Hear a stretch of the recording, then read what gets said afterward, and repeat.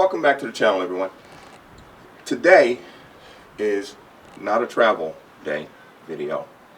It is a pre-travel day video. Specifically, things that I do to and on the RV the day before we travel. These are not things like disconnecting the electric, the sewer, the water, and that sort of thing. Those are the things that you do on the day that you're leaving. Today, we're going to talk about things that if I did these things on the day we were leaving, we would never get out by checkout time. Okay, so these are the things that I do on the day before we leave. And there are a number of things that I do, and I'm going to go through them all. But what I'm going to talk about right now specifically is tire and axle maintenance. These things, top of the list, man. Like the very top of the maintenance list when it comes to your pull behind, travel trailer, whatever. Even if it's a maintenance trailer, these things are top of the list. And it's important that you do them, some of these things, every time you leave a campsite. Some of them, or specifically one of them, you can do on an as-needed basis. I tend to do them more regular than as needed, you know. And I'm going to go through those things right now. Tire maintenance, wheel maintenance, and axle maintenance, specifically greasing those wet bolts. So with my tires, and you should know your tire PSIs, namely the max cold. When I travel, I always inflate my tires, make sure that they are inflated to the max cold. With some people, they'll get each tire weighed and, you know, based on what's inside of the RV and where it's placed in the RV, and then they'll inflate that tire to whatever weight it is based on the information they get from the tire manufacturer's website. I don't go through all that. I just go to max cold. Now, it's important that you do know that you do properly inflate your tires, because when your tires warm up, inflation, the air pressure rises. When they cool down, the air pressure drops. So you don't want to wake up one morning and go look at your tires and go, oh, they look okay. When I start driving, they'll warm up and the tire pressures will. Well, if it don't warm up properly, if the tire pressure don't go up enough to set your tires where they are, and they're riding at an improper inflation level, then you're creating a hazard, not just for yourself, but for anybody who's on the road around you. So it's important that you physically check those tire pressures and inflate them to the proper pressure, or if they're overinflated, then bring it down to the proper pressure. Because, like I said, they're going to heat up and then they're going to cool down. Also, when you're driving, when you hit a bump of some sort, you hit a pothole, you hit a curve, whatever, you lose pressure from your tires. Not a large amount of pressure, but enough. Because, people say, and it's true, that when you're pulling an RV, you're pulling a mini earthquake behind you. All right? Everything inside is just shaking around. Well, that's the vibration that goes on inside. But there's something that's getting impacted to cause that vibration. That's your tires and axles. Inside is the vibration, but your tires and your axles are what's absorbing the impact and causing that vibration. So it's important that you take care of those things. Now, for me, when I am doing tire maintenance and whatnot, I put on my coveralls. All right, issued these coveralls in 1980 when I joined the Army, and I still have them. And then my creeper, so I go under the RV so I don't have to slide all over the ground and whatnot. I can get on my creeper and I can roll around on the ground down there on the creeper.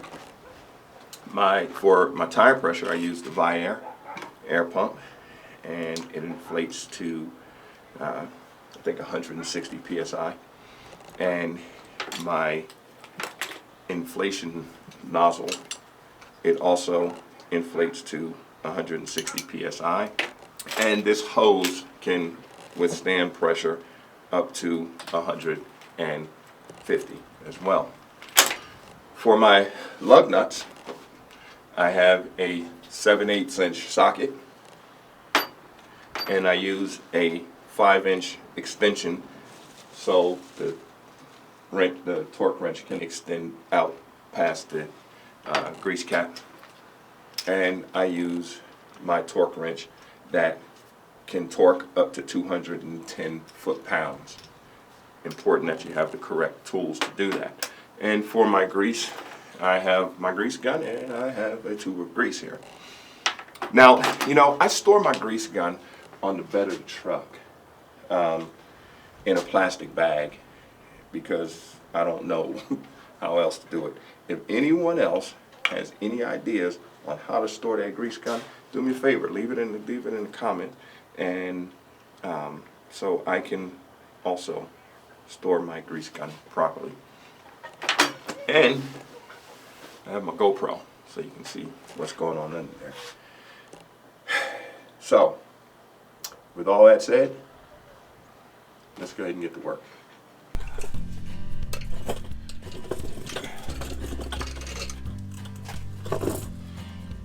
Okay, one thing I forgot to mention that you do want to have when you're going to be working down here is safety glasses. Gloves are optional, but I think it's pretty important that you do have safety glasses because you're going to be under here, the wind's going to be blowing, dust's going to be kicking up, and you're not going to keep all dust out, but for the most part you will. So, first thing I do when I'm down here is clean off the fittings.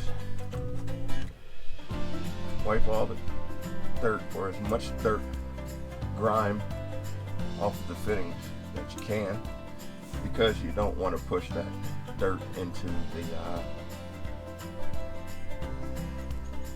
grease fitting, or into your wet bolt there. All right. So we'll get those wiped off. Then you can simply attach your grease gun.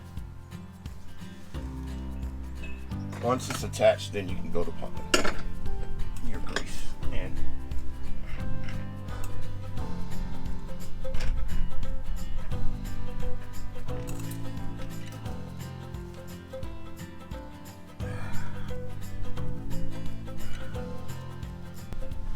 That's one.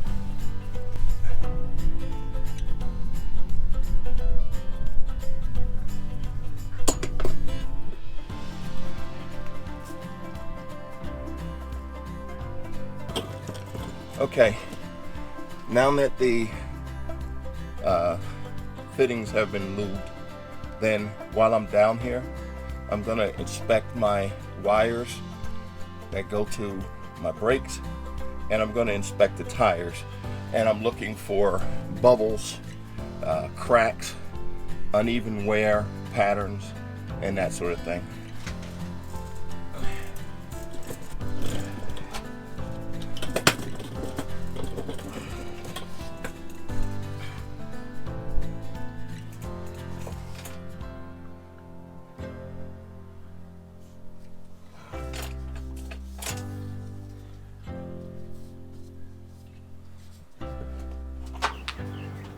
Okay, so it got hot. I had to come out of the coveralls, but I got the inside inspection of the tires done, and I got the wet bolts greased.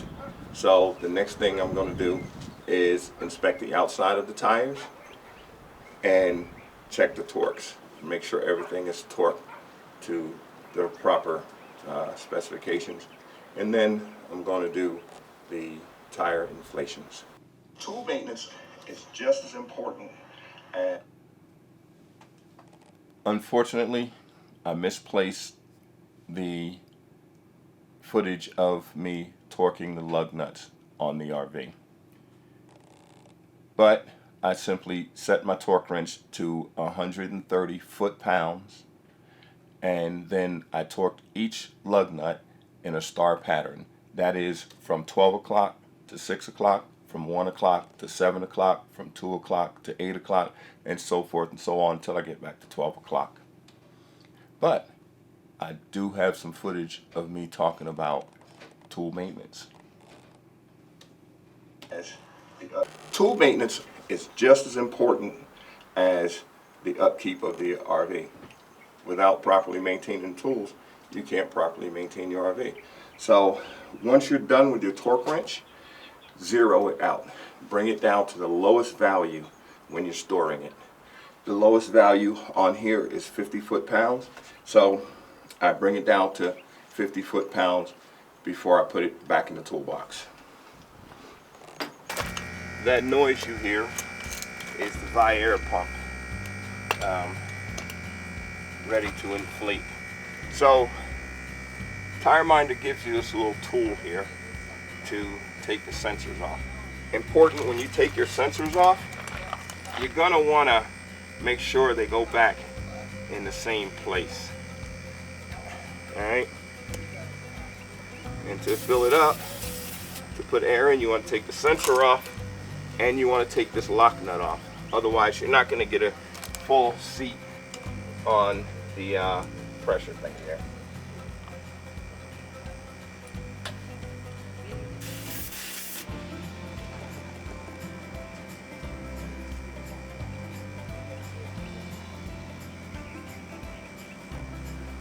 Alright, and then 125. Check and see where it is. And right now, mine is right at 125. This is the roof. As you can see, we have 2 air conditioners. Over here, this little wine guard top hat thing is our antenna. These are vent valves. This is the fan for the kitchen. When it's open, then if it starts raining, it detects that and it closes automatically. This one is the bathroom fan, and this one is the skylight over the shower of the air conditioner. So as you can see, around all of these things is what's called Dicor. It's a sealant, a self-leveling sealant. And what I do when I come up, I take a look around everything and make sure there are no cracks, no place for water to leak in, and make sure there's no damage from debris on the road, mainly rocks. All right, so let's take a look. So you can see there's nothing here. Right here it looked like something has touched it. May have been a rock or something that shot up. But there's no crack, so I'm not going to worry about it yet. I'll keep an eye on that. And there's nothing else. Now I'm just going through this just to basically let y'all see the process that I do. Because, you know, a couple nights ago we had some serious wind And honestly, it felt like it was blowing the roof apart. It sounded like it. So the next day I came up and I thoroughly inspected everything, and everything was fine. This cable right here is the WeBoost. That's the WeBoost antenna. This cable goes down. I ran this down through the roof inside the cabinet down there, and WeBoost boosts our cell signals so we can get data. One of the other things you want to do is lubricate your stabilizer legs,